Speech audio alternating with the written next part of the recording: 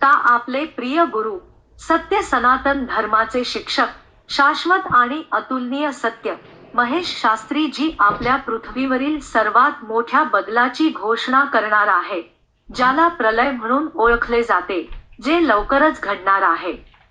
पण त्याआधी इथे शास्त्रीजी समजावून सांगत आहेत की प्रलय म्हणजे काय, तो कसा, कधी आणि का होतो.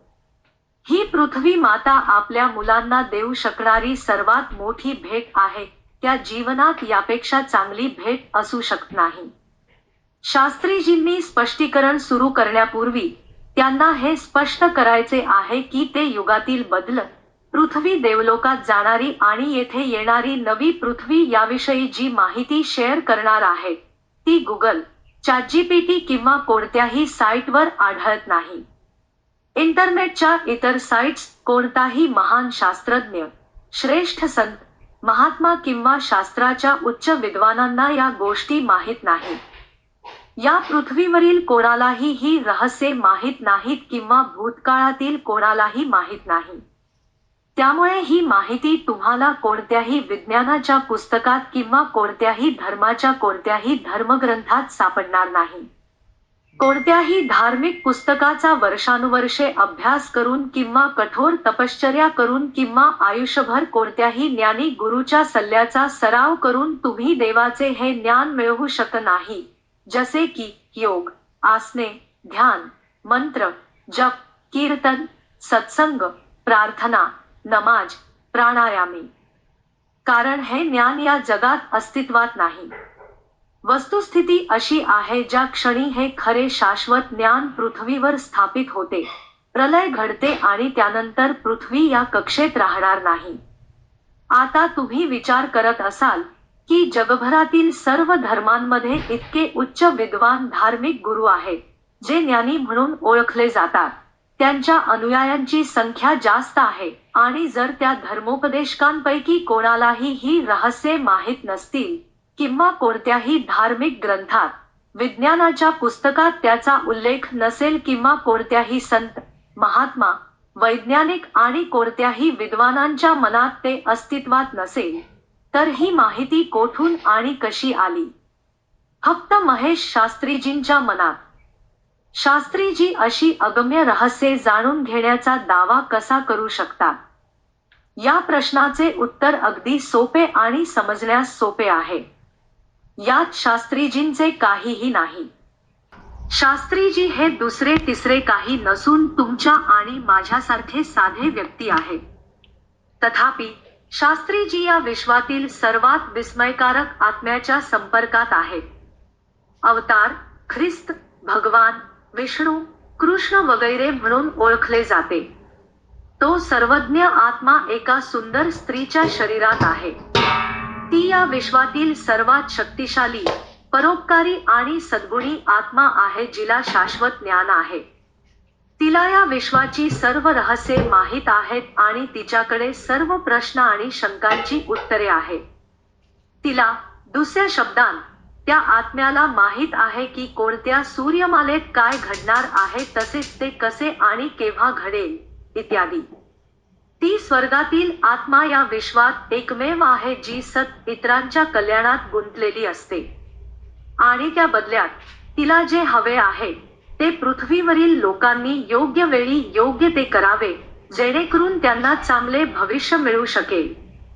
शास्त्रीजींचा त्या आत्म्याशी जवळचा संबंध आहे आणि त्यांनी शास्त्रीजींना यार्व ज्ञानाने प्रबोधन केले आहे, जेणेकरून जेव्हा वेळ येईल तेव्हा जगाच्या कल्याणासाठी शास्त्रीजी लोकांना नेमके काय चालले आहे हे समजावून सांगण्याच्या स्थितीत असतील.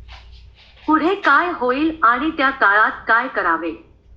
त्यामुळेच गेली 38 वर्षे शास्त्रीजींनी चांगले काय आणि वाईट काय हे सखोलपणे समजावून सांगण्यासाठी आपले जीवन समर्पित केले आहे आणि लोकांना चांगल्या मार्गावर चालण्यासाठी प्रोत्साहित केले आहे. तर, हा शास्त्रीजींचा संदेश नसून, त्या आत्म्याचा आणि या मातृभूमीचा संदेश आहे. शास्त्रीजी येथे उत्तर देतील असे काही उत्तम प्रश्न आहेत. 1. ताजकाल या पृथ्वीवर विचित्र घटना का घडत आहेत? 2. तुमचे भविष्य काय आहे? 3. या पृथ्वीचे भविष्य काय आहे?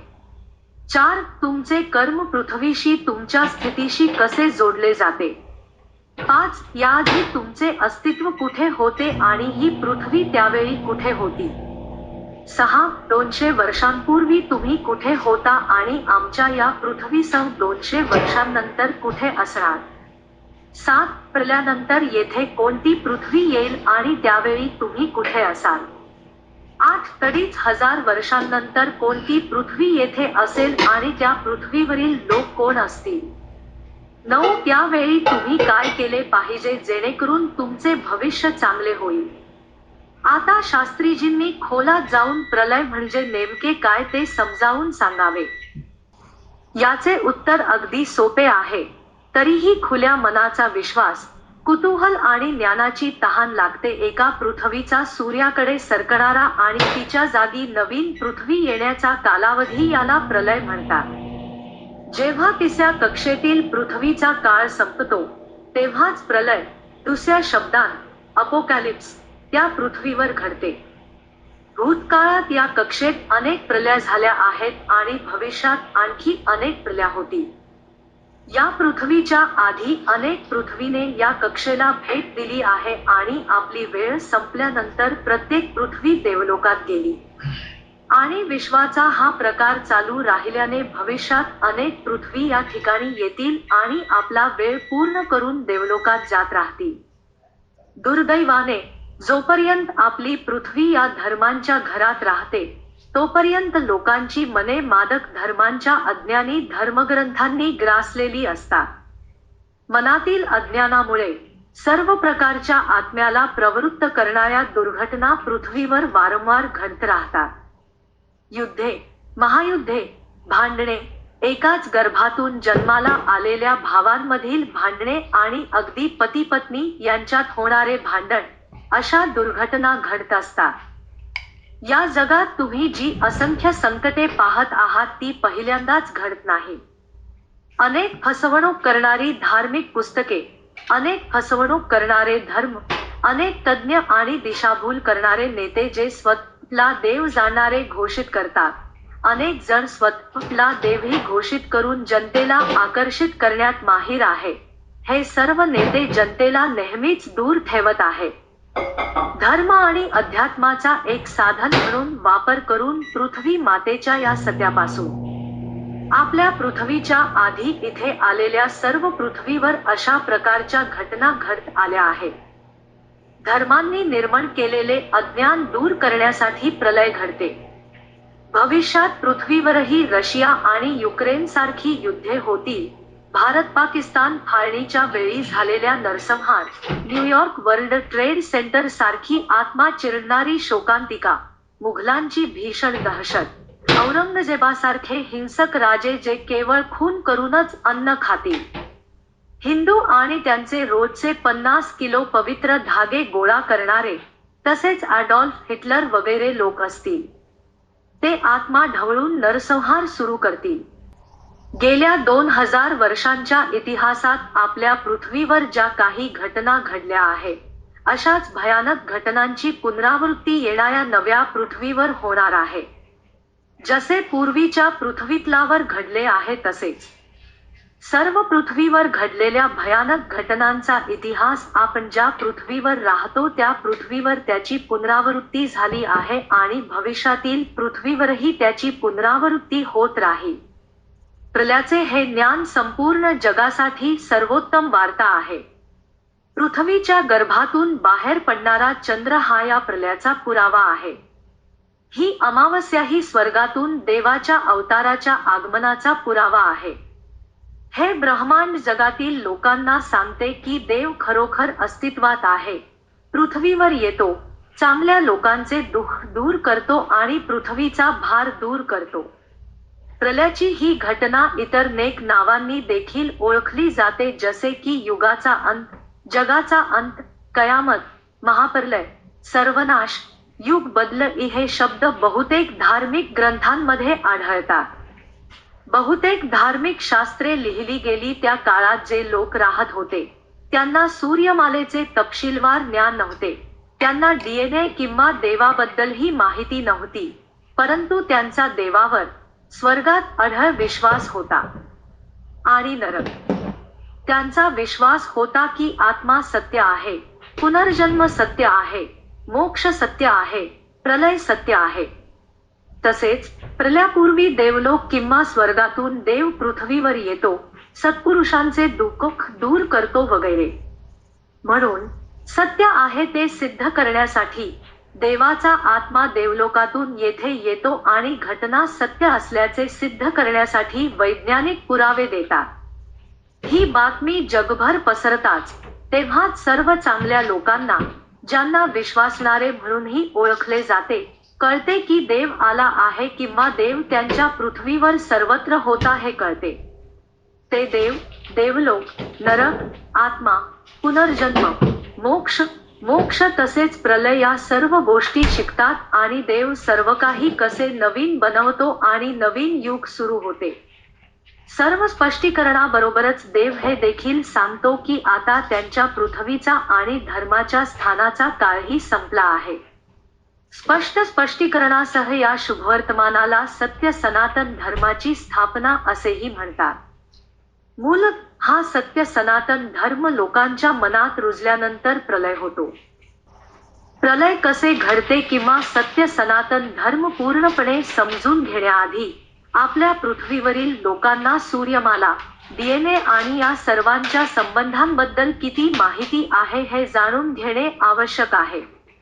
त्यांना किती माहिती आहे याबद्दल मी तपशिलात जाणार नाही, कारण ती एक अनावश्यक लांबलचक कथा बनेल, परंतु थोडक्यात आपण काही चित्रे याप्रमाणे पाहू शकता आणि ते समजून घेतल्यावर समजून घेणे सोपे होईल. स्वर्ग आणि प्रलय यांचे स्थान.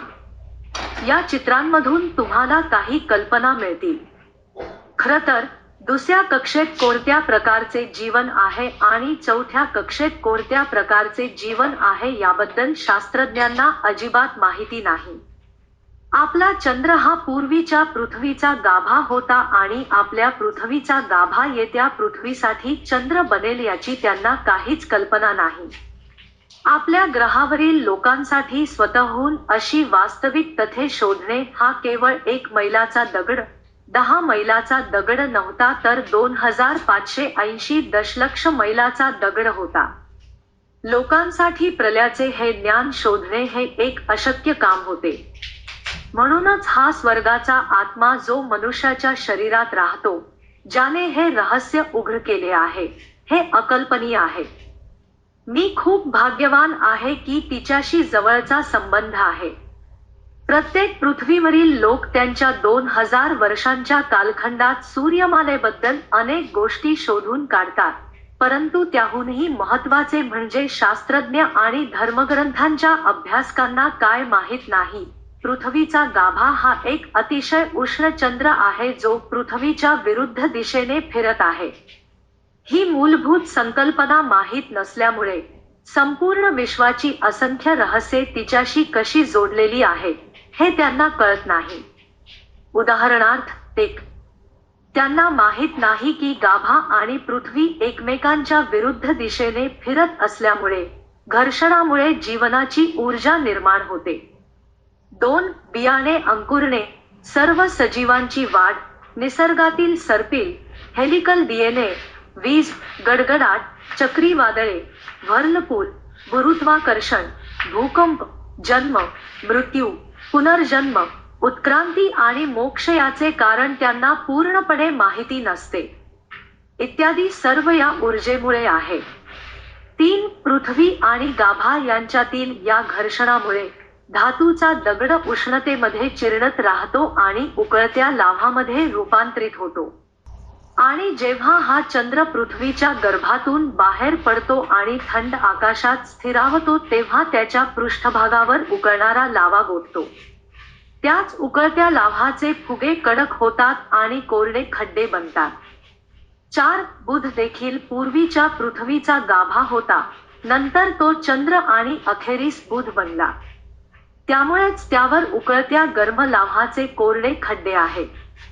त्याचप्रमाणे धार्मिक लोकांचा असा विश्वास आहे की ब्रह्मा हा परम आत्मा आहे, परंतु त्यांना काय माहीत नाही, तो आत्मा पृथ्वी मातेच्या मध्यभागी बसलेला एक अतिशय शक्तिशाली गर्म चंद्र आहे, जो मूलत आपल्या शक्तिशाली ऊर्जेने संपूर्ण जगाची देखभाल करत आहे. जरी त्यांचा दुसरा आगमन किंवा अवतार यावर विश्वास आहे, परंतु त्यांना माहीत नाही की त्या अवताराचा आत्मा गेल्या 77 वर्षांपासून आपल्या पृथ्वीवर आहे. ते स्वर्गावर विश्वास ठेवतात, परंतु त्यांना माहीत नाही की तो दुसऱ्या कक्षेतील ग्रह आहे. जन्म, जीवन यासह सर्व काही देणाऱ्या आणि शरीरासाठी अन्न निर्माण करणाऱ्या देव आणि माता पृथ्वीबद्दलची वस्तुस्थिती धार्मिक नेते आणि शास्त्रज्ञांना माहीत नाही. तथापि, त्यांनी त्यांचा फसवा व्यवसाय चालवण्यासाठी खोटे बोलण्याची एक स्वीकार्य पद्धत स्थापित केली आहे. इतकेच काय, त्यांची सरकारेही त्यांना त्या पद्धतशीर खोट्या गोष्टींसाठी मान्यता देतात. शाळा, महाविद्यालये आणि विद्यापीठे इत्यादींमध्येही जनता त्या सुस्थापित व्यवस्थेचे अनुसरण करते. त्याच पद्धतशीर रहस्यमय खोट्याचा वापर करून हे नेते 50 ते 100 वर्षे पृथ्वी मातेबद्दलचे सत्य लपवण्यात यशस्वी होतात. जनता आंधळेपणाने खोट्यांचे समर्थन करते, त्यामुळे साखळी तोडली जात नाही. जरा असा विचार करा, धर्म, विज्ञान इत्यादी क्षेत्रातील सर्व बलाढ्य नेते पृथ्वी मातेबद्दलचे हे वास्तव लोकांपासून लपवून ठेवतात आणि 100 वर्षे जुन्या पाषाणयुगीन माहितीचे खोटे शिकवून त्यांना भ्रमात ठेवतात. त्यांना करता, जो देव आणि धर्ता आहे, त्याबद्दल सत्य सांगायचे नाही. या दोघांचे ज्ञान नसल्यामुळे, आणि हे जगाचा पाया आहे, या वस्तुस्थितीमुळे जनता अज्ञानाचे समर्थन करत राहते. आणि त्यामुळे या नेत्यांची कीर्ती, मूल्य, प्रतिष्ठा, समृद्धी, आनंद आणि नेतृत्व टिकून आहे. नेते आपल्या राजेशाही जीवनाचा पुरेपूर आनंद लुटतात, तर त्यांच्या लोभामुळे सर्वसामान्यांना दररोज अनेक समस्यांना सामोरे जावे लागते. दुर्दैवाने, या जगात अज्ञान खूप शक्तिशाली आहे. या जगातील लोक मंगळावर त्यांचे वाहन उतरवू शकतात, परंतु त्यांना माहीत नाही की हा मंगळ नवीन पृथ्वी बनणार आहे. ते त्यांचे वाहन चंद्रावर उतरवू शकतात, परंतु त्यांना माहीत नाही की हा चंद्र ऊर्जाप्रदाता कोण, दुसऱ्या शब्दात, आपल्या आधी पृथ्वीचा देव होता. चंद्राची माती आणि ज्वालामुखीच्या लावाची माती यांचा मेळ साधून ते दोन्ही सारखेच आहेत हे पाहू शकतात, परंतु ते विश्लेषण करू शकत नाहीत की चंद्र हा पूर्वीच्या पृथ्वीच्या गर्भात उकळत्या गर्म लाव्हामध्ये गुंडाळलेला गाभा होता. ते अंतराळात स्पेस स्टेशन लॉन्च करू शकतात, परंतु पृथ्वी माता सोडून अंतराळात पळून जाणे हे भयंकर पाप आहे हे त्यांच्या लक्षात येत नाही. 50 वर्षांपूर्वी या ज्ञानाचे स्वागत त्या नेत्यांपैकी कोणीही केले असते तर आज येथे सर्वजण आनंदी झाले असते. मात्र जनतेला भरकटवून येथील अनेक नेत्यांचे खोटे नेतृत्व अबाधित आहे. सर्वज्ञात गुरूंचे ऐकल्याने आणि अज्ञानी लोकांचे पालन केल्याने आणि खोट्या धर्माचे आणि अज्ञानी ग्रंथांचे पालन केल्याने पृथ्वीवरील लोक दुर्बुद्धी राहतात. आजारी मन नेहमी अस्वस्थ आणि चंचल राहते. लोभ, मारामारी, भांडणे, युद्धे आणि असंख्य संकटे हे आजारी मनाचे परिणाम आहेत. म्हणूनच, प्रलयापूर्वी, पृथ्वी माता अज्ञानी धर्मग्रंथांचे खोटे आणि अज्ञानी विज्ञान, जे रोगग्रस्त मानवी मनाचे मूळ आहे, नष्ट करते आणि नंतर लोकांच्या मनात सत्याने भरते आणि अशा प्रकारे त्यांना निरोगी बनवते. प्रलयाच्या वेळी आजारी मनाचे लोक मरतात आणि निरोगी मनाचे लोक जगतात. किंवा सोप्या भाषेत सांगायचे तर, जे लोक योग्य गोष्टी करतात ते पृथ्वी मातेसह देवलोकात जातात आणि जे चुकीचे करतात ते मागे राहतात. किंवा असेही म्हणता येईल की जे पृथ्वी मातेवर विश्वास ठेवतात त्यांना मोक्ष प्राप्त होतो आणि जे खोट्या धर्मांवर विश्वास ठेवतात ते नवीन धर्म आणि नवीन समस्यांसह येणाऱ्या नवीन पृथ्वीवरील नवीन आदिम जीवनापासून सुरुवात करतात. याचा अर्थ, जे योग्य गोष्टी करतात त्यांना आशीर्वाद मिळतात तर हट्टी, गर्विष्ठ आणि मूर्खांना आशीर्वाद मिळत नाही. धर्म आणि शास्त्रांचे अनेक मोठे धंदे खोट्याच्या पायावर चालू आहेत. ज्याप्रमाणे शास्त्रज्ञांना पृथ्वी आणि पृथ्वीच्या गाभ्याने निर्माण होत असलेल्या आश्चर्यकारक रहस्यांबद्दल काहीही माहिती नाही, त्याचप्रमाणे धर्माच्या प्रचारकांना देखील देव आणि पृथ्वी मातेने निर्माण केलेल्या रहस्यांबद्दल काहीही माहिती नाही. दोघांनाही देव आणि पृथ्वी मातेच्या शाश्वत ज्ञानाबद्दल 0.01% ज्ञान नाही. आता तुम्ही विचाराल, जर त्यांना देवाविषयी 0.01% वास्तवही माहीत नसेल, तर मग हजारो लाखोंचा जमाव त्यांना ऐकायला का जातो? ते इतके प्रसिद्ध कसे होतात? खोटे धंदे इतके कसे फोफावतात? ज्यांना सत्याबद्दल काहीही माहिती नाही ते सत्य जाणकार असल्याचा दावा करतात आणि इतके अनुयायी कसे जमवतात? येथील काही निर्लज्ज उद्योगपती आपल्या अनुयायांना मृत्यूनंतर मोक्षाचे आश्वासन देत आहेत. मोक्ष दुसऱ्या कक्षेत जात आहे याची त्यांना कल्पना नाही.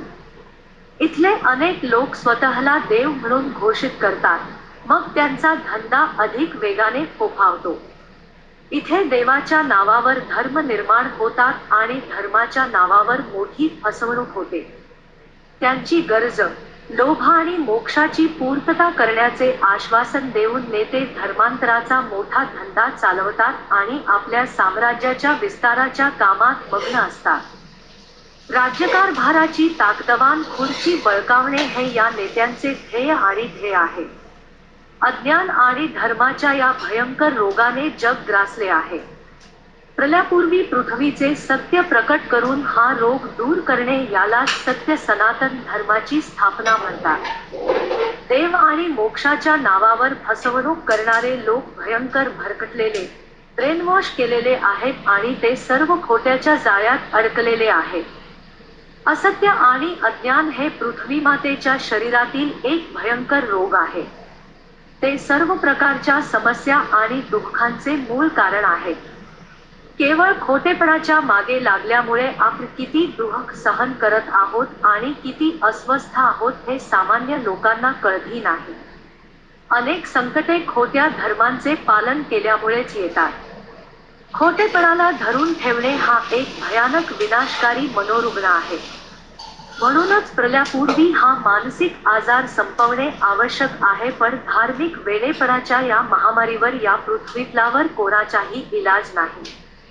जेव्हा लोकांच्या मनात कुतूहल जागृत होते आणि हे ज्ञान बाह्य जगातून कसे येते हे जाणून घेतल्याने प्रलयाची ही बातमी अधिक मनोरंजक बनते.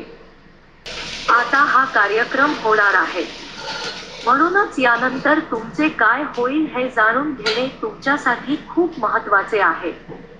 जे सर्वांचे होईल ते माझ्या बाबतीतही घडेल असे अनेकांना वाटते. नाही नाही नाही. असे अजिबात नाही. प्रत्येकाचे भविष्य वेगळे असेल. स्वर्ग आणि नरकामधील जीवनभेद विसरून जा. या पृथ्वीवर प्रत्येकाचे नशीब वेगळे आहे. तुम्ही बघू शकता, कोणीतरी शाही सिंहासनावर बसला आहे तर दुसरी व्यक्ती त्यांच्या पायाची मालिश करत आहे. कोणी लक्षाधीश आहे तर इतरांकडे एक वेळचे जेवण विकत घेण्यासाठी देखील पैसे नाही. हे सर्व प्रलयाच्या वेळी घेतलेल्या स्वतःच्या निर्णयाचा परिणाम आहे. म्हणूनच माणूस कोणताही निर्णय घेईल ते त्याचे भाग्य असेल. तुम्ही कोणताही निर्णय घ्याल तेच तुमचे भविष्य असेल. प्रलयाच्या वेळी तुमचे भविष्य तुमच्या हातात असेल. म्हणून तुमच्या जीवनातील कोणत्याही दुःख किंवा दुःखासाठी देवाला दोष देऊ नका. त्यासाठी प्रथम प्रलयानंतर या पृथ्वीचे काय होणार हे शिकावे लागेल. कारण तुम्ही या पृथ्वीतलावर राहता आणि तिने निर्माण केलेले अन्न तुम्ही सेवन करत आहात. जरी तुम्ही गर्भाप्रमाणे तिच्या शरीरात आहात आणि प्रत्यक्षात तुम्ही या मातेच्या शरीराचा एक भाग आहात. या पृथ्वी मातेला जे काही चमत्कार घडतील ते तुमच्या बाबतीतही घडेल. जर तुम्ही मोक्षाच्या किंवा अनंतकाळच्या अज्ञानी किंवा खोट्या ठेकेदारांचे अनुयायी असाल, ज्यांना हे देखील माहीत नाही की मोक्ष ही खरोखर दुसरी कक्षा आहे, तर तुम्ही या मातेच्या अद्भुत चमत्कारांपासून वंचित राहाल. अज्ञानी धर्माच्या नेत्यांच्या पाठीशी राहायचे की पृथ्वी मातेच्या परिवर्तनासोबत जायचे, विनाशकारी धर्माचे पालन करायचे की सत्य सनातनचे पालन करायचे हे तुमच्यावर अवलंबून आहे. आता खोट्याची सगळी घरं जळून राख होणार आहेत. ज्या घरात तुम्ही झोपता आहात त्या घराला आग लागणार आहे हे देव सर्वांना स्पष्ट सांगत आहे, आणि आग का, कशी लागेल आणि त्या वेळी स्वतःच्या भल्यासाठी काय करावे हे देखील सांगत आहे. कोणत्याही धर्माच्या, ग्रंथाच्या, पुरोहिताच्या, मौलवीच्या, गुरुच्या किंवा मोक्षाच्या ठेकेदाराच्या तावडीतून बाहेर पडा. आईच्या योजनांचे वास्तव जाणून घ्या आणि हे वास्तव सांगणाऱ्या व्यक्तीला गुरु किंवा शिक्षक माना. जर तुम्हाला तुमच्या मुलांचे आणि प्रियजनांचे भविष्य चांगले व्हावे असे वाटत असेल तर त्यांचे मन निरोगी ठेवण्यासाठी त्यांना योग्य शिक्षकांकडून योग्य गोष्टी शिकण्यास सांगा. तुमच्या जवळच्या आणि प्रियजनांनाही प्रबोधन करा आणि त्यांना पृथ्वी मातेच्या कायद्याबद्दल जाणून घेण्यासाठी प्रोत्साहित करा. जे त्यांच्या अज्ञानी उपदेशकांचे अनुयायी राहतील त्यांना हे स्पष्ट व्हिडिओ वाचून आणि पाहिल्यानंतरही त्यांच्या स्वतःच्या देवाचा, त्यांच्या मातृभूमीचा हा स्पष्ट संदेश कधीच समजणार नाही. कारण अज्ञान आणि ज्ञान एकाच मनात राहू शकत नाही. असत्य आणि सत्य दोन्ही एकाच भांड्यात राहू शकत नाही. मानवजातीचे निष्पाप मन एकतर कचरा किंवा सत्याने भरलेले असू शकते. सत्याने मन विकसित होते, विस्तारते आणि विशाल होते, तर खोट्याने ते संकुचित होते आणि लहान होते. आता हे लबाडीचे राजवाडे उद्ध्वस्त होणार आहेत. आगीच्या ठिणग्या दिसू लागल्यावरच घर सोडण्याचा विचार करत असाल किंवा विचार करत असाल तर तेही ठीक आहे, पण मग तुम्ही तुमच्या मातृभूमीची सेवा करण्यापासून वंचित राहाल. आईच्या झोपलेल्या मुलांना जागे करण्याची संधी तुम्ही गमावली असेल. प्रत्यक्षात ठिणगी पडायला सुरुवात झाली आहे. हवामान बदल, ग्लोबल वॉर्मिंग, भूकंप आणि असंतुलित हवामान इत्यादी सर्व ठिणग्या आहेत जे मोठ्या स्फोटासाठी चेतावणी देणारे संकेत आहेत. खेदाची गोष्ट म्हणजे हे स्वार्थी मोठमोठे उद्योगी लोक त्यांच्या मनात लोभ घेऊन पृथ्वी मातेचे हे वास्तव लोकांसमोर येऊ देत नाहीत. कारण ज्या क्षणी पृथ्वी मातेबद्दलचे हे सत्य समोर येईल त्याच क्षणी खोट्याने बनलेली व्यावसायिक रचना संपुष्टात येईल. हवामान बदलाच्या नावाखाली पंचतारांकित हॉटेल्समध्ये दरवर्षी एकत्र येऊन रेड कार्पेटवर चालण्याचा सर्व राजकीय नेत्यांचा प्रताप संपणार आहे. धर्मगुरूंचे राजेशाही जीवनही संपुष्टात येईल जेव्हा ते जिवंत असताना त्यांची रहस्ये याच आयुष्यात उघड होतील. शास्त्रीजी म्हणतात, या नेत्याला माझा वैयक्तिक संदेश असेल, तुम्ही धर्म आणि विज्ञानाच्या नेत्यांनी अनेक दशकांपासून पृथ्वी मातेबद्दल हे सत्य लपवून ठेवू नये.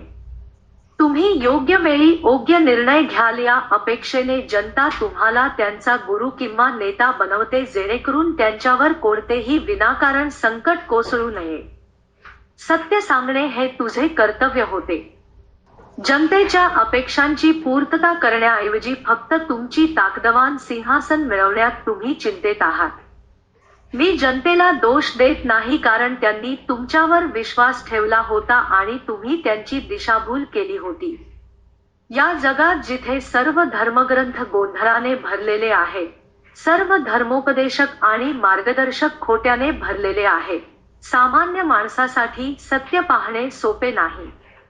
परमपूज्य महामहिम श्री महाराजजी, श्री जगद्गुरुजी, सद्गुरुजी महाराज, 1008 ब्रह्मवेत्ता जी, आदरणीय राष्ट्रपती, आदरणीय पंतप्रधान, आदरणीय बिशप, आदरणीय रब्बी, आदरणीय इमाम, आदरणीय बिशप यांच्यासह हे सर्व उच्चस्तरीय शक्तिशाली लोक. विकार आणि असेच मदर नेचरने त्यांना या बदलाबद्दल अनेक वेळा सांगितले. तेव्हा त्यांना समजले नसेल तर ठीक आहे, पण आता हे स्पष्टपणे जाहीर करणे त्यांचे कर्तव्य आहे की माझ्या अनुयायांनो, मला ही बातमी गेली 36 वर्षे समजू शकली नाही, म्हणूनच मी त्याकडे दुर्लक्ष करत राहिलो. एक महान बुद्धिमान आत्मा या पृथ्वीवर आहे. ती आत्मा अजूनही जिवंत मानवी शरीरात आहे. तिने स्पष्ट केले की या पृथ्वीच्या मध्यभागी एक अतिशय गर्म चंद्र आहे जो आता थंड आकाशात जाण्यासाठी तयार आहे. सूर्याच्या जवळ जा आणि प्रलय होण्याआधी या पृथ्वीमातेबद्दल जाणून घ्या. आई कचाने भरलेले मन त्यासाठी योग्य नाही. म्हणूनच आता तुम्ही स्वतःला या आईचे चांगले मूल असल्याचे दाखवले तर तुमचे भविष्य चांगले होईल. याला म्हणतात योग्य वेळी योग्य निर्णय घेणे. तरीही आजपर्यंत माझ्या लक्षात आले आहे की कोणीही आपले शक्तिशाली सिंहासन सोडत नाही. त्यांच्या घराजवळ आग लागल्याच्या कितीही नोटिसा दिल्या, कितीही माहिती दिली, ठिणग्या लागल्याचे किती पुरावे दिलेत किंवा घरात आग दिसू लागली असतानाही हे नेते सोडत नाहीत. सिंहासन या नेत्यांच्या सिंहासनाची नशा खूप शक्तिशाली आहे, जी त्यांच्यासह त्यांच्या अनुयायांना आणि समर्थकांना बुडवून टाकेल. पण आज त्यांना संधी आहे. अशा प्रकारची संधी युगात एकदाच येते. हे फक्त हुशार आणि चांगले लोकच समजू शकतात. हे सत्य त्यांनी जनतेला सांगितल्यास त्यांचे नाव इतिहासात गौरवले जाईल. जर त्यांनी तसे केले नाही तर पृथ्वी माता नक्कीच सांगेल. आणि हे देखील लक्षात ठेवा की ही पृथ्वी माता कोणत्याही शक्तिशाली नेत्यापेक्षा दशलक्ष पट अधिक शक्तिशाली आहे. ही आई अवघ्या 30 सेकंदात संयुक्त राष्ट्रासारखी भक्कम इमारत पाडू शकते.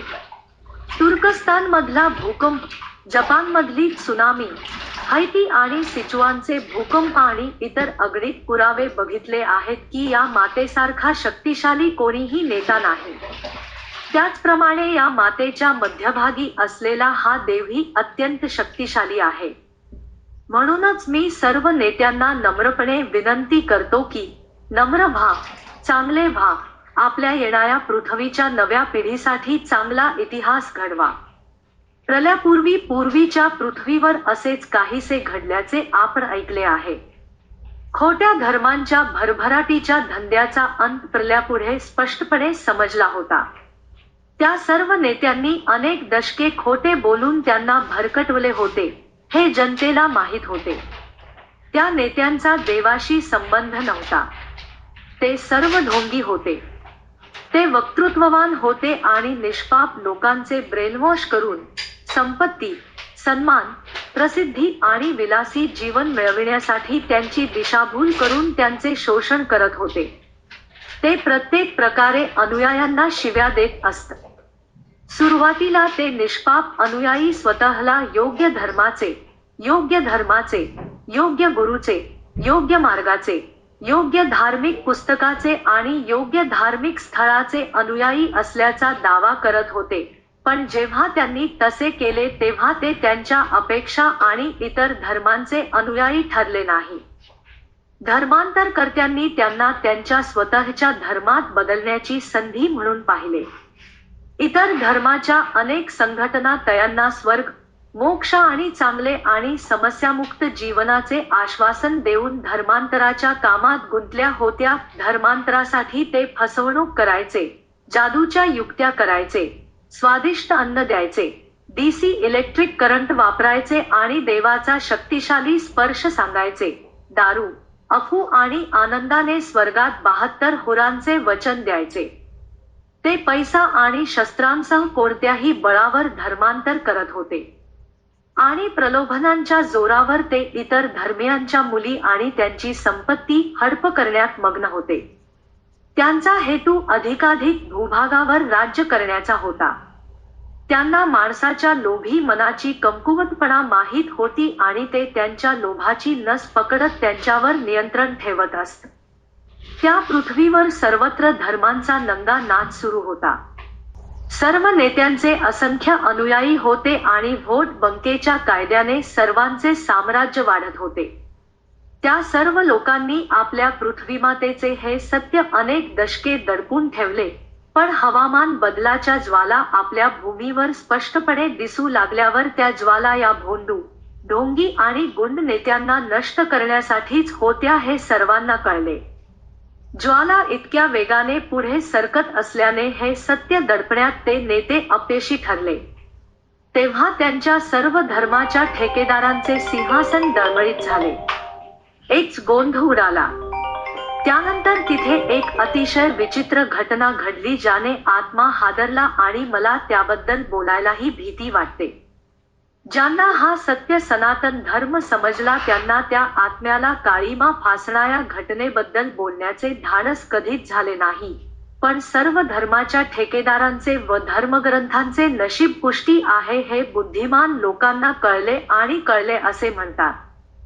कारण ज्या घरांमध्ये ते अनुयायी तथाकथित प्राचीन पद्धतीनुसार ध्यान, जप, योग, साधना, नमाज आणि प्रार्थना शांततेने करत होते असे सर्व केल्याने त्यांचे घर सुरक्षित आहे आणि मृत्यूनंतर त्यांना स्वर्ग मिळेल.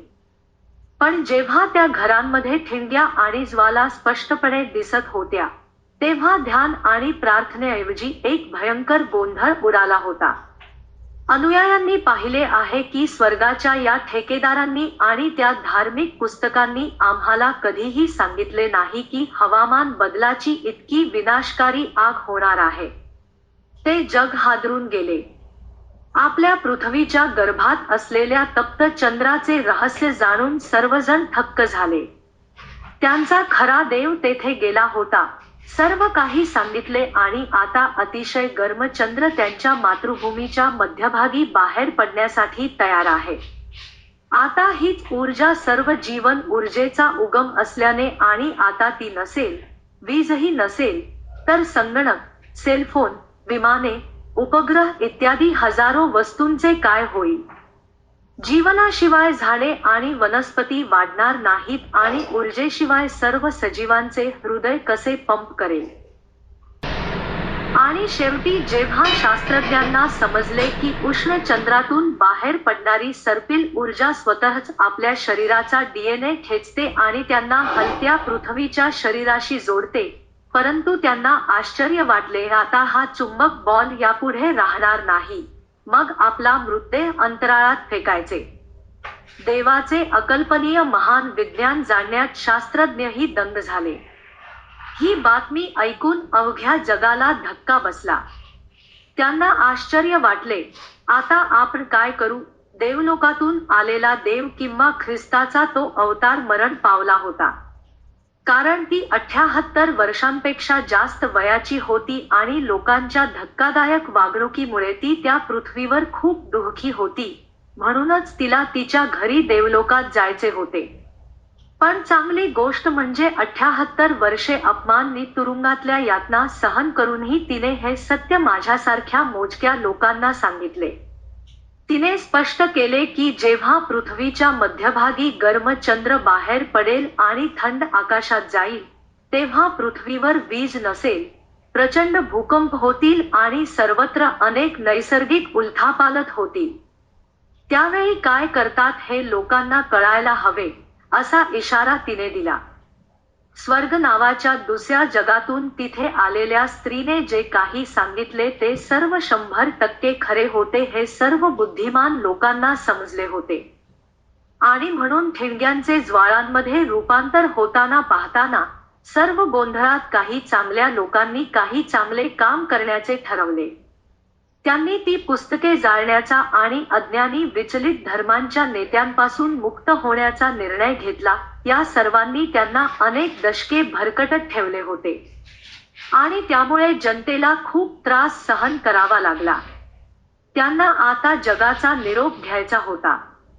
त्याचप्रमाणे आता त्या सर्व अज्ञानी नेत्यांनी आणि अज्ञानी पुस्तकांनी येणाऱ्या पृथ्वीच्या पिढीची दिशाभूल करू नये आणि येणारी पिढी त्या पुस्तकांमुळे आणि नेत्यांमुळे या संकटातून जाऊ नये. सर्व धर्मांच्या धर्मग्रंथांसह ज्यांनी जनतेला त्यांच्या भोग, विलास, सुख, कीर्ती आणि अपार संपत्तीसाठी त्रास दिला होता, त्यांना राख बनवण्याचा निर्णय घेतला. त्यांनी अर्धशतकभर लोकांना भरकटत ठेवले. कारण त्या सत्पुरुषांना त्या थोड्या वेळात चांगले कर्म करायचे होते जेणेकरून या देहाच्या मृत्यूपूर्वी सर्व वाईट गोष्टींचा अंत होईल. सर्व वाईट पूर्णपणे राखमध्ये बदलले पाहिजे. त्या सर्व अनुयायांनी सर्व धर्मांचे धर्मग्रंथ आणि सर्व अज्ञानी नेत्यांना त्या आगीने भस्मसात होताना पाहिले. या कार्यक्रमापूर्वी मदर नेचरने आपल्या मुलांना एक अतिशय विचित्र दृश्य दाखवले. हे अद्भुत दृश्य सुद्धा एका युगात एकदाच पाहायला मिळते. ते पाहण्याचा आनंद घ्या आणि ही पृथ्वी माता खरोखरच अत्यंत शक्तिशाली आहे हे जाणून आनंदित व्हा आणि हा देवही अत्यंत शक्तिशाली आहे. प्रलयापूर्वी सर्व खोटी पुस्तके आणि सर्व धर्मांच्या उद्धाराचे ठेकेदार जळून राख झाले. त्यानंतर सत्य सनातनची स्थापना झाली. प्रलयात ज्ञान इतके शक्तिशाली आहे की ते सूर्यमालेतील सर्व ग्रहांना आणि संपूर्ण विश्वालाही हादरवून टाकते. हे ज्ञान कोणत्याही धर्माच्या कोणत्याही धर्मग्रंथाच्या ज्ञानापेक्षा लाखपट अधिक शक्तिशाली आहे आणि कोणत्याही करोडपती गुरुच्या मनुष्यबळ आणि संपत्तीच्या सामर्थ्यापेक्षा ते लाखपट अधिक शक्तिशाली आहे. हे ज्ञान मूर्ख अहंकारी यांचा अहंकार नाहीसा करून त्यांचे तुकडे तुकडे करते. हे शहाणपण सर्व ढोंगी आणि ढोंगी लोकांची कृत्ये उघड करते आणि त्यांना उघड करते. हे दूध पाण्यापासून वेगळे करते आणि सर्व काही स्पष्ट करते. धर्मग्रंथांचा इतिहास खरा असो वा नसो, पण हे ज्ञान जिवंत मानवाला तयांच्या डोळ्यांनी दाखवते की देव खरोखरच अस्तित्वात आहे. हे दृश्य सुद्धा काळाच्या चक्रात एकदाच येते.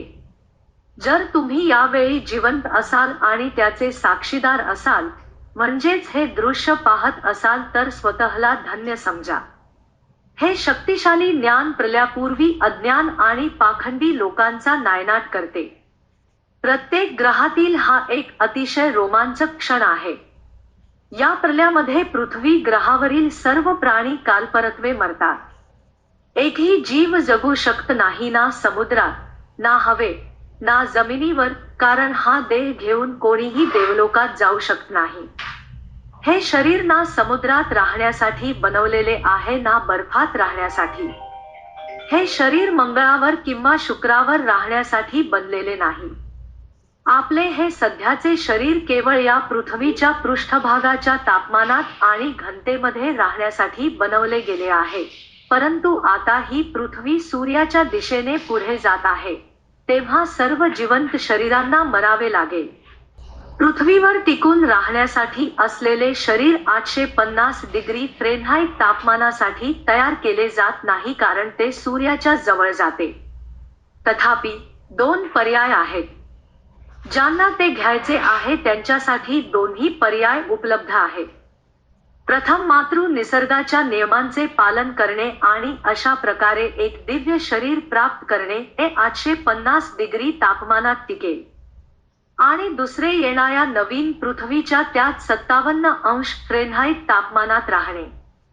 पण एक महत्त्वाची गोष्ट काळजीपूर्वक ऐका आणि समजून घ्या, ती म्हणजे येणाऱ्या नव्या पृथ्वीच्या 57 डिग्री फ्रेनहाइट तापमानात जगायचे असेल तर तुम्हाला मरावे लागेल. म्हणूनच लक्षात ठेवा की तुम्ही कोणताही पर्याय निवडलात तरी दोन्हीमध्ये तुम्हाला मरावेच लागेल, कारण मृत्यू हा सृष्टीच्या चक्राचा नियम आहे. ते कोणी टाळू शकत नाही.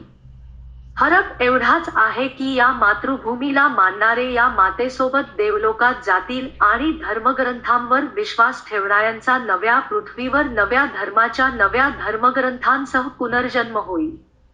पण लक्षात ठेवा, धर्मग्रंथ आणि धर्माचे नेते तुम्हाला येणाऱ्या नवीन पृथ्वीतही गुंतवून ठेवतील आणि गोंधळात टाकतील. ते तुम्हाला इतके वाईट रीतीने गोंधळात टाकतात की तुम्हाला असे वाटेल की तुम्ही खास आहात, पण तुमचा काही उपयोग होणार नाही. इथे जशी संकटे आली तशीच तिथेही घडतील. म्हणूनच अधर्माचा नाश करण्यासाठी प्रलय घडले पाहिजे आणि या प्रलयामध्ये प्रत्येकाला मरावे लागेल. पृथ्वी मातेचा हा नियम कोणीही टाळू शकत नाही. अंतराळात पळण्याचा किंवा मंगळावर जाण्याचा विचार करणाऱ्यांचाही निभाव लागणार नाही. आता तुम्ही बघू शकता, देवाचे विज्ञान खूप पारदर्शक आहे. मी देवाचा माणूस आहे. मी खरे बोलतो. मी सत्य सांगत आहे की माझा भगवंताच्या आत्म्याशी संपर्क आहे. केवळ पृथ्वीवरील प्राणीच नाही तर मंगळ, गुरु आणि शनी या ग्रहावरील सर्व सजीवांचाही मृत्यू होतो, कारण त्या सर्वांना सूर्याच्या जवळच्या पुढील कक्षाच्या उच्च तापमानात नवीन शरीर घ्यावे लागते. शिवाय इतर ग्रहांचे प्राणी देखील मरतात, कारण हा बदलाचा नियम विश्वातील प्रत्येकाला लागू आहे. पण देवलोकातील लोक आपल्या आईचा हा नियम आनंदाने स्वीकारतात. ते त्यांच्या आईवर खूप प्रेम करतात आणि तिचे नियम पाळतात. सूर्याकडे जाणाऱ्या ग्रहांचे हे सुंदर दृश्य तुम्हाला पाहायला मिळणार नाही, कारण तुम्हा सर्वांना गाढ झोपेत गेले पाहिजे. ही माता सर्वांना बेशुद्ध करेल. पण तुम्ही जिवंत असताना ते तुम्हाला चांगले समजू शकता, कारण या दयाळू आईने ते समजून घेण्यासाठी तुमचा मेंदू पूर्णपणे विकसित केला आहे. पृथ्वीवर सतत होणारे भूकंप, ग्लोबल वॉर्मिंग आणि हवामान बदल आणि पेकिंग युनिव्हर्सिटीच्या प्रोफेसर सॉंग यांचा नुकताच पृथ्वीचा गाभा फिरणे बंद झाल्याचा शोध ही सर्व या घटनेच्या पुराव्याची अभूतपूर्व नैसर्गिक चिन्हे आहेत. या पुराव्यांसह बेशुद्ध होण्यापूर्वी किंवा मृत्यूपूर्वी आपण आपल्या देवाचा हा अद्भुत मनोरंजन सहजपणे समजू शकता. आणि तुम्ही समजू शकता की ज्या देवावर तुम्ही विश्वास ठेवला, पूजला तोच इथे आला. याख्या बातमीने तुमच्या मनाचा अधिक विकास होईल. मग तुम्ही योग्य मार्गाचा अवलंब केल्यास तुम्हाला मोक्ष मिळेल आणि तुम्ही योग्य स्थळी पोहोचाल. पण ज्या क्षणी प्रलय पूर्ण होईल, मग तो मनुष्य झोपेतून उठल्यासारखा घ्या, परंतु तो स्वतःला चमत्कारिक नगरीत सापडेल. त्या शहराची रचना वेगळी, रंग वेगळे आणि माणसांची मने पूर्णपणे वेगळी. स्वर्गातील आत्मा ज्याच्याशी मी संपर्कात आहे त्याने मला त्या शहराविषयी अनेक आश्चर्यकारक गोष्टी सांगितल्या आहेत, ज्यात परिपूर्ण प्रेम, परिपूर्ण ज्ञान, परिपूर्ण विज्ञान आणि सर्व आत्म्यांच्या परिपूर्ण आणि दिव्य शरीरांचा समावेश आहे.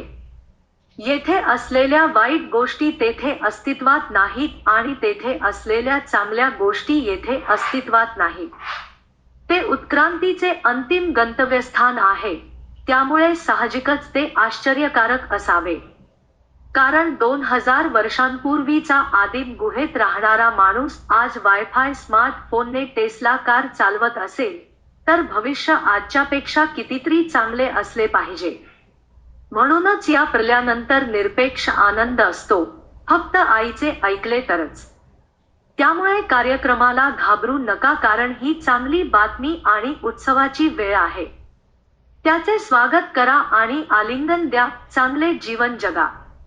भांडणापासून दूर राहा, रागापासून दूर राहा. हे ज्ञान तुमच्या प्रियजनांच्या बंद मनात भरा. तुमच्या मुलांना योग्य गोष्टी शिकवा आणि त्यांना महान बनवा. शिक्षित व्हा, आपले कुटुंब शिक्षित बनवा, आपले राष्ट्र शिक्षित बनवा आणि सुशिक्षित लोकांमध्ये जगा. काळजीपासून दूर राहा, गुंडांपासून दूर राहा, ढोंगी लोकांपासून दूर राहा. युग बदलत आहे, निसर्गासोबत चाला. या पृथ्वी मातेला वारंवार नमस्कार करा आणि अन्न खाण्यापूर्वी प्रत्येक वेळी तिचे आभार माना. घटना घडत असताना माणूस अंतराळ स्थानक बनवणे, मंगळावर उतरणे इत्यादी अभूतपूर्व यश संपादन करतो. तथापि विज्ञानाची ही उपलब्धी नाही, तर हे धोकादायक अज्ञान आहे जे आपल्या अनुयायांना नरकात घेऊन जाऊ शकते. मानव जन्माचा उद्देश मोक्ष आहे. प्रलय हा मोक्षप्राप्तीचा शुभ काळ आहे. मोक्षप्राप्तीसाठी अज्ञानी विज्ञान आणि अज्ञानी धर्मांचा त्याग करून मानवाला या मातृभूमीच्या प्रवासाबद्दल बरेच काही शिकावे लागेल आणि नंतर वेळ म्हणून ओळखल्या जाणाऱ्या मातृ नियमानुसार चालावे लागेल. जो काळासोबत चालतो त्याला देवत्व प्राप्त होते. काळापासून पळून जाण्यासाठी जो मूर्ख धर्म आणि दिशाभूल करणाऱ्या विज्ञानाच्या सोबत जाईल तो दुष्टाला प्राप्त होईल. तुम्ही कोणत्या मार्गावर आहात हे तुम्हाला माहीत आहे. तुम्ही धार्मिक शास्त्राच्या मार्गावर आहात की पृथ्वी मातेच्या मार्गावर आहात हे तुम्हाला माहिती आहे. आपण ज्या मार्गावर आहात त्याचे गंतव्य आपले भविष्य आहे. आता तुम्हाला तुमच्या स्वतःच्या भविष्याची स्पष्ट कल्पना आली असेल. शास्त्रीजींच्या संपर्कात असलेल्या देवलोकाचा आत्मा देखील तिच्या पृथ्वीमातेसोबत काळाच्या नियमाचे पालन करून मानवी जगातून देवत्वात गेला. ती होमो सेपियन्समधून दैवी देवांच्या जगात गेली. देवलोकात गेल्यावर तो आत्मा सर्वज्ञ आणि सर्व गुणांनी परिपूर्ण झाला होता. तिच्या मातृग्रहाने शनीच्या कक्षेत सूर्याभोवती 71 प्रदक्षिणा पूर्ण केल्या ते सर्व तिला आठवते. त्यानंतर ती गुरूच्या कक्षेत आली जिथे तिने 175 फेया पूर्ण केल्या. त्यानंतर ती मंगळाच्या कक्षेत आली आणि सूर्याच्या 1050 फेया पूर्ण केल्या. नंतर मानवाच्या कक्षेत आले आणि इथेही 2000 फेया पूर्ण केल्या. मग प्रलयापूर्वी देवलोकातील भगवंताचा आत्मा त्या पृथ्वीवर गेला आणि मानवी शरीरात जन्म घेऊन लोकांना म्हणाला, मी तुमचा रक्षणकर्ता आहे. मी तुमच्या देवाचा आत्मा आहे. सावध राहा. मंगळावर जाऊ नका. कोणत्याही मूर्ख धर्माने फसवू नका आणि तुमच्या आईला जाणून घ्या ज्याने तुम्हाला जन्म दिला आहे तुझ्यासाठी. मृत्यू स्वीकारा. तुझ्या आईबरोबर देवलोकात जा आणि तुझ्या कष्टाच्या प्रवासाचे फळ उपभोग. मातृ निसर्गाचा नियम म्हणजे वेळ जाणून घ्या. जर तुम्ही नैसर्गिक काळाबरोबर चालत असाल तर तुम्ही देव व्हाल आणि तेथून कोणत्याही दुर्बिणीशिवाय तुम्हाला नवीन पृथ्वीवर फिरताना दिसणारे लोक पाहू शकाल. नवीन पृथ्वीवर काय चालले आहे याकडे देवलोकातून तुम्ही सर्वांचे लक्ष असेल. प्लुटोच्या ठिकाणाहून लाखो मैलांचा प्रवास करून तुमची ही मातृभूमी तुम्हाला तिथे कशी आणली हे सर्व ज्ञान तुम्हाला मिळेल. या प्रवासादरम्यान तुमचे काय झाले, तुम्ही शनीच्या कक्षेत कसे होता, मंगळाच्या कक्षेत कसे होता आणि पृथ्वीच्या कक्षेत कसे होता हे तुम्हाला कळेल. या प्रवासात तुम्ही किती शरीरे बदललीत आणि कशी उत्क्रांत होऊन देवलोकात पोहोचलात. तुम्ही त्रिकालदर्शी देखील व्हाल आणि टाइम ट्रॅव्हलमध्ये तज्ज्ञ व्हाल. ज्या प्रकारे तुम्ही दिल्ली ते न्यूयॉर्कला फ्लाईट घेता. या मोक्षप्राप्तीला दैवी आनंद म्हणतात. परंतु कार्यक्रमापूर्वी तुम्ही जिवंत असताना तुमचे भविष्य तुम्हाला ठरवावे लागेल. बहुतेक लोक प्रलयाला जगाचा अंत मानतात. खरे तर हा शेवट नसून खडतर प्रवासाची फळे चाखण्याची सुरुवात आहे. अंतिम आनंदाच्या दिवसाची ही एक अद्भुत सकाळ आहे. हा अंत नाही कारण या विश्वात अंत नावाची गोष्ट नाही. फक्त बदल आहे आणि ते सर्व आहे. बदल हा सत्य असतो आणि तो नेहमी सुधारण्यासाठी असतो. तुम्ही ज्याला शेवटचा संदर्भ देत आहात ती प्रत्यक्षात एका नवीन चमत्काराची सुरुवात आहे. अंत नावाची कोणतीही गोष्ट नाही तर तो एक सुंदर बदल आहे. रात्र संपल्यानंतरच नवीन दिवस सुरू होऊ शकतो. शरद ऋतूच्या शेवटीच वसंत ऋतू सुरू होऊ शकतो. मृत्यू हे चांगल्या बदलाचे द्वार आहे आणि उत्क्रांती बदलाच्या प्रक्रियेतूनच होते. प्रत्येक दिवसाच्या प्रत्येक क्षणाला येथे बदल घडतो. होय, हे निश्चित आहे की या बदलाने सर्व वाईट गोष्टींचा अंत होतो आणि तेही व्हायला हवे. खोट्या धर्मांचा अंत झाल्यावरच सत्याची स्थापना होऊ शकते. देवाचे एजंट, तारणाचे ठेकेदार, हे बदमाश, फसवणूक करणारे आणि फसवणूक करणारे संपवले पाहिजे. प्रलय हा सृष्टी चक्रातील एक काळ आहे ज्यामध्ये ही माता पृथ्वी आपल्या मुलांना सर्व वाईटांपासून दूर घेऊन जाते आणि त्यांना त्यांच्या गंतव्यस्थानावर आणते. काही लोक या स्थानाला मोक्ष म्हणतात, तर काही लोक याला वैकुंठ, देवलोक, जन्ममृत्यूच्या बंधनातून मुक्ती, स्वर्ग, जन्नत इत्यादी नावांनी ओळखतात. काही लोक याला सायुज्य मुक्ती, सानिध्य मुक्ती, दुःखापासून मुक्ती किंवा जन्मापासून मुक्ती असेही म्हणतात. आणि मृत्यू, मुक्ती, मोक्ष इत्यादी अनेक नावांपैकी एकच अर्थ आहे. हे साध्य करण्यासाठी एखाद्याला स्वतःच्या पृथ्वीमातेबद्दलचे हे खरे ज्ञान अभ्यासले पाहिजे. आणि सत्याच्या कसोटीवर उत्तीर्ण होण्यासाठी निसर्गाच्या एका विशेष नियमातून जावे लागते. परंतु दुर्दैवाने येथील बहुतांश धर्मांचे नेते आपल्या अनुयायांची दिशाभूल करत आहेत की त्यांनी त्यांच्या खोट्या पद्धतीचा अवलंब केला तरच मोक्ष मिळेल, अन्यथा नाही. हे पृथ्वीवरचे सर्वात मोठे वेडे आहे आणि पृथ्वी माता या वेडेपणाचा पर्दाफाश करते. त्यानंतर ती प्रत्येकाला स्वतःचे भविष्य ठरवण्याची संधी देते. म्हणूनच प्रलयाचे हे ज्ञान सिद्ध करते की मोक्ष घ्यायचा की नाही हे आता प्रत्येक मनुष्याच्या स्वतःच्या हातात आहे. येथे काहीही लपलेले नाही. येथे सर्व काही स्पष्ट आहे. देव, अवतार, आत्मा, देवलोक, मानवी जग, स्वर्ग, नरक, मोक्ष इत्यादी या सर्व संकल्पना सत्य आहेत. काल्पनिक काहीही नाही. हे देवाचे एक सुंदर विशान आहे जे घटनेच्या काही काळापूर्वी प्रकट होते. पण तुमचे भविष्य तुम्हीच ठरवायचे आहे. प्रलयाऐवजी मी त्याला परिवर्तन किंवा परिवर्तन म्हणतो. तथापि बहुतेक लोकांना परिवर्तन किंवा बदल समजत नाही म्हणून ते प्रलय किंवा अपोकॅलिप्स या नावाने ओळखतात. प्रलय येणार आहे असे जेव्हा मी म्हणतो तेव्हा बहुतेक लोक पहिला प्रश्न विचारतात, कधी? प्रलय खरंच होणार असेल तर कधी होणार? उत्तर सोपे आहे. पृथ्वीवर रामराज्य कधी येणार याचे उत्तर आहे. जेव्हा पृथ्वीवरील लोक आनंदाने नाचतील. जेव्हा ते योग्य ते करतात तेव्हाच लोक आनंदित होऊ शकतात. जेव्हा त्यांना योग्य ज्ञान असेल तेव्हाच ते योग्य काम करतील. योग्य गुरूंचे ऐकले तरच त्यांना योग्य ज्ञान मिळू शकते. योग्य गुरु मिळण्यासाठी त्यांना अज्ञानी गुरु सोडावा लागेल. अज्ञानी तत्वज्ञान सोडल्याशिवाय खरा सनातन धर्म त्यांच्या मनात स्थापित होऊ शकत नाही. सत्य सनातन धर्माच्या स्थापनेसाठी लोकांनी आपल्या आईचा स्वीकार केला पाहिजे. त्यांना ख्या बापाचा स्वीकार करावा लागेल. म्हणजे त्यांना एका पराक्रमी पित्याच्या गौरवाबरोबरच पृथ्वी मातेच्या प्रवासाची माहिती घ्यावी लागेल.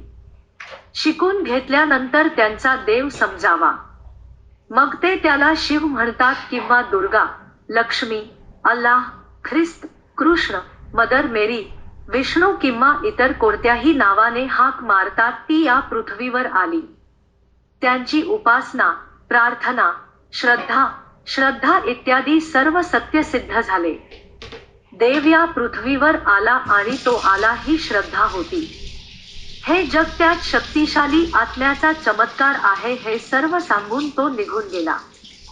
ज्या लोकांना स्वतःचे भले करायचे आहे त्यांनी हे जाणून घेतले पाहिजे की भांडणे, कुरबुरी सोडून चांगला माणूस बनण्यासाठी आता फारसा वेळ उरला नाही. रामराज्य येताच सर्वांना देवाची ओळख होईल. एकदा का पृथ्वीवर मानवता थोड्या काळासाठी येईल, मग लगेच घटना घडेल. आतापर्यंत रामराज्य आलेले नाही. आजपर्यंत केवळ भ्रामक दुष्कृत्ये या पृथ्वीच्या शासन व्यवस्थेवर नियंत्रण ठेवत आहेत. आजवर जनतेचे अच्छे दिन आले नाहीत कारण आजपर्यंत लोकांना पृथ्वी मातेचे वास्तव कळलेले नाही. त्यांना का कळत नाही? त्याचेही मी उत्तर देईन. आता याचे उत्तर देण्यासाठी मला भय बिन होईन प्रीती असे सांगणारे रामाचे कठोर धोरण अवलंबावे लागेल. जरी मी नम्रतेला खूप महत्त्व देतो आणि मी नम्रतेला माझा अलंकार मानतो, तथापि 36 वर्षांच्या नम्रतेचा काही परिणाम झाला नाही कारण मला असे वाटते की हा माणूस चुकीचा आहे किंवा त्याला त्याच्या शिकवणीवर पूर्ण विश्वास नाही. आता मी स्वतः लोकांकडून त्यांच्या पंथाचे शिक्षक किती महान आहेत आणि ते किती महान आहेत याबद्दल खूप प्रशंसा ऐकली आहे. आता मला पण स्पष्ट बोलू दे, जगात समस्या आहेत कारण येथे कोणीही जबाबदार व्यक्ती आपले कर्तव्य आणि जबाबदारी पार पाडत नाही. उच्च पदांवर असलेले हे सर्व लोक खूप स्वार्थी आहेत आणि म्हणत आहेत जग नरकात बदलू शकेल. कोणाला पर्वा आहे? मला पैसा हवा आहे. आईने दिलेले अन्न खाऊन हे लोक लठ्ठ होत आहेत, पण दिवसाच्या प्रत्येक क्षणी तिच्याबद्दल कृतज्ञ राहतात. हे लोक खूप स्वार्थी आणि निर्लज्ज झाले आहेत. मग ते गुरु असोत की धर्माचार्य, पोप, पाद्री, मौलवी, इमाम, लामा, रब्बी, नेते, राजकारणी, श्रीमंत, उद्योगपती, राष्ट्रपती, पंतप्रधान, संशोधन प्राध्यापक किंवा संयुक्त राष्ट्रांचे नेते असोत, हवामान बदल, चित्रपट जगत, व्यवसाय जग किंवा मीडिया जग, ते सर्व त्यांच्या आईबद्दल कृतज्ञ झाले आहे. त्यांच्या Z+ सुरक्षा, महागड्या गाड्या, आलिशान घरे, नोकरदार, अनुयायी, मोठी प्रसिद्धी आणि अंतहीन सुखसोयींसह त्यांच्या शक्तिशाली सिंहासनाचा आनंद टिकवून ठेवण्याची त्यांना चिंता आहे. ते अविरतपणे जीवनाचा आनंद घेत आहेत. त्यांना फक्त पैसा दिसतो. नजीकच्या काळात अशी घटना घडणार आहे हे त्यांना सांगणे माझे काम आहे. बाकी या सत्याद्वारे आपल्या लोकांची काळजी घेणे हे त्यांचे कर्तव्य आहे. मी करू शकतो असे दुसरे काही नाही. पृथ्वी मातेचा संदेश पोचवणे एवढेच मी करू शकतो. मी राष्ट्राचा राष्ट्रपती किंवा पंतप्रधान नाही, अन्यथा मी माझ्या राष्ट्रातील सर्व धर्मांच्या खोट्या पुस्तकांवर बंदी घातली असती. त्याऐवजी पृथ्वीच्या नियोजनाबद्दल सर्व काही शिकविले असते. आणि मी माझ्या लोकांना त्यांच्या पूर्वजांच्या मूळ धर्मात परत आणले असते, ज्याला सत्य, सनातन धर्म किंवा शाश्वत आणि अंतिम सत्य म्हणून ओळखले जाते. त्यामुळे मी माझ्या लोकांच्या चेहऱ्यावर आनंद आणला असता. हे सत्य शिकवल्याने सर्व खोट्या पुस्तकांचे अस्तित्व आपोआप नाहीसे होईल.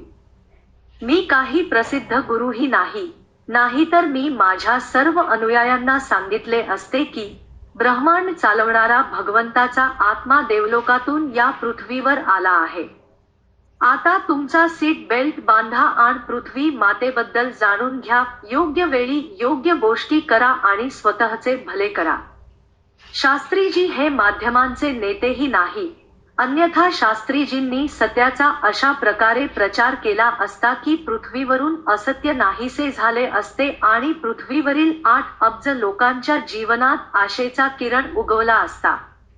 शास्त्रीजी हे शिक्षणमंत्रीही नाही, अन्यथा खरे शिक्षण विद्यार्थ्यांमध्ये सत्याने भरले असते आणि खोट्या अभ्यासक्रमाचे अस्तित्व संपले असते आणि विद्यार्थी सभ्य मानव बनले असते. ते राष्ट्रासाठी देशभक्त आणि मातेचे चांगले मूल झाले असते.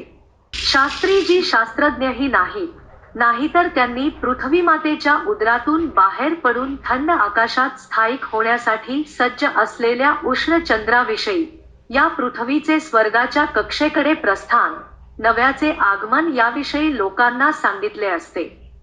या ठिकाणी पृथ्वी संपूर्ण स्पष्टीकरणासह शास्त्रीजींनी सर्व धर्मातील गैरसमज दूर करून सत्याची स्थापना केली असती आणि पृथ्वीवरील लोकांना सुखी आणि शांती लाभली असती. शास्त्रीजी एक साधी व्यक्ती आहेत आणि त्यांना माहीत आहे की ते या मातेचे ऋणी आहेत. म्हणूनच या आईला माझे जीवन समर्पित करून ते जास्तीत जास्त लोकांना सांगण्याचा प्रयत्न करतात की मोठा बदल होणार आहे. सर्व काही नवीन होणार आहे. जसे नवीन बुध, नवा स्वर्ग, नवीन चंद्र, नवीन पृथ्वी, नवीन मंगळ इत्यादी. शास्त्रीजींनी विश्वाची सर्व रहस्ये शिकवली असती आणि सांगितले असते की आपल्या भल्यासाठी पृथ्वी मातेचा स्वीकार करा. तिने तुम्हाला हे शरीर दिले आहे आणि जर तुम्ही या आईचे ऐकले तर तुमचे सर्व काही ठीक होईल. शास्त्रीजींनी सूर्यमालेच्या उत्पत्तीपासून महान बदलापर्यंत हजारो प्रश्नांची उत्तरे दिली आहेत. आता माझे प्रश्न आहे त्या सर्व मोठ्या संसद, लोकसभा, विधानसभा, संशोधन संस्था, नासा, इस्रो यांचा उद्देश काय आहे? मंदिरे, मशिदी, गुरुद्वारा, चर्च, सभास्थान, न्यायालय, शाळा, महाविद्यालय, विद्यापीठे, संशोधन केंद्रे, संयुक्त राष्ट्रांच्या इमारती, ते कशासाठी अस्तित्वात आहेत? तुम्ही गुगल सर्चमध्ये जाऊन पाहू शकता की तेथे किती लोक काम करतात आणि त्यांच्यावर वर्षाला किती पैसे खर्च होत आहेत. ते सर्व पृथ्वी मातेच्या विरोधात उभे केले आहेत का? हे सर्व मूर्खपणा आणि अज्ञानाचे समर्थन करण्यासाठी केले जाते का? येत्या 10 वर्षात काय होणार आहे आणि त्यासाठी काय तयारी करायला हवी, याची चिंता त्यांच्यापैकी कुणालाच नाही का? आईने तयार केलेले अन्न खाताना जगातील 8 अब्ज लोक आपल्या आईबद्दल अनभिज्ञ राहावेत का? सर्व धर्माचे लोक ज्या देवाची पूजा करतात त्याला लपवून ठेवणे योग्य होते का? देवावर झालेला अन्याय उघड व्हायला नको का? पृथ्वी मातेवर अन्याय करणाऱ्यांचा पर्दाफाश व्हायला नको का? या आईने दिलेले अन्न खाऊन कृतघ्न होण्याचे कारण काय? मुलांनी आईवर केलेल्या अत्याचाराला जबाबदार कोण? हे सगळं संपायला नको का? नमकहराम हा शब्द आपण ऐकला होता, पण भ्रष्टाचाराने भरलेले हे लोक अन्नहराम, वस्त्रहराम, घरहराम आणि शरीरहरामही झाले आहे. ज्याने या सर्व गोष्टी आणि बरेच काही प्रदान केले आहे. आपल्याच आईचा विश्वासघात करणाऱ्या या लोकांचा अंत करण्याबरोबरच अज्ञान, असत्य, अन्याय, अधर्म यांचा नाश झाला पाहिजे. बदल यायलाच हवा. अधर्माच्या पुस्तकांचा आणि त्या पुस्तकांचा वापर राजेशाही जगण्याचे साधन म्हणून करणाऱ्या लोकांचा नायनाट व्हायला हवा. आत्यंतिक लोभाचा अंत झाला पाहिजे आणि तो नक्कीच होईल. आणि ते लवकरच होईल. तुमचा विश्वास बसत नसेल तर तुमच्या शास्त्रज्ञांना त्याची सखोल चौकशी करायला सांगा आणि ते खरे नाही का ते सांगा. जर त्यांच्यापैकी कोणीही शास्त्रज्ञ बुद्धिमान आणि प्रामाणिक असेल तर ते सांगतील की ही सर्व सत्य तथ्ये केवळ देवाशिवाय कोणीही प्रकट करू शकत नाही. तसे कोणत्याही शास्त्रज्ञांना विचारण्याची गरज नाही. कोणत्याही बुद्धिमान आणि स्पष्ट मनाची व्यक्ती हे सहजपणे समजू शकते. प्रलय जवळ आले आहे हे तुम्हीही सहज समजू शकता. तूच तुझे नशीब बनवं. आजच तुमचा मार्ग निवडा. आईसाठी काही चांगलं करायचं असेल तर हीच संधी आहे. शास्त्रीजींनी संयुक्त राष्ट्र आणि अनेक राष्ट्रे आणि धर्मांच्या प्रमुख नेत्यांना आपली नम्र विनंती अनेकदा केली आहे. ते कधीही प्रतिसाद देत नसले तरी शास्त्रीजी त्यांना त्यांच्या लोकांच्या आणि जगातील लोकांच्या कल्याणासाठी ही माहिती सांगत राहतील की त्यांचा देव या पृथ्वीवर आला आणि आता घटना घडणार आहे. पण अधार्मिकतेने भरलेल्या जगातील या लहान मनाच्या लोकांना हा त्यांच्याच देवाचा संदेश आहे हे समजत नाही. हा त्यांच्या स्वतःच्या येशूचा ख्रिश्चनांना संदेश आहे. हिंदूंना त्यांच्या स्वतःच्या कृष्णाचा संदेश आहे की जो कोणी कोणताही देवावर विश्वास ठेवतो त्यांच्यासाठी हा त्या देवाचा संदेश आहे. ही पृथ्वी एक आहे. ईश्वराचा आत्मा एक आहे. म्हणूनच धर्मही एक आहे. याला सत्य सनातन धर्म म्हणतात कारण तो सत्य तसेच शाश्वत आणि अंतिम आहे. पृथ्वीवर त्याच्या स्थापनेनंतर संपूर्ण बदल होतो. ते शास्त्रीजींनी स्थापित केले नाही तर तुमच्याच देवाने स्थापित केले आहे. शास्त्रीजी तुमच्यासारखे साधेसुधे व्यक्ती आहेत. शास्त्रीजी काही नाही आणि हा शास्त्रीजींचा संदेश नाही. होय, तुमच्या देवाने शास्त्रीजींच्या माध्यमातून ते तुमच्यापर्यंत पोहोचवले हे खरे आहे. शेवटी कोणाला तरी माध्यम बनवायचे होते. शास्त्रीजी ना गुहा साधू आहेत ना पोपसारखे करोडपती गुरु आहेत. तुम्हाला शास्त्रीजींना महत्त्व देण्याची गरज नाही. त्याऐवजी तुमच्या देवाचा संदेश समजून घ्या. हा तुमच्यातल्या देवाचा खरा संदेश आहे. ही तुमच्यासाठी देवाची सर्वोत्तम भेट आहे. या बदलत्या जगात यापेक्षा चांगली भेट असूच शकत नाही. तुमची देवाची देणगी स्वीकार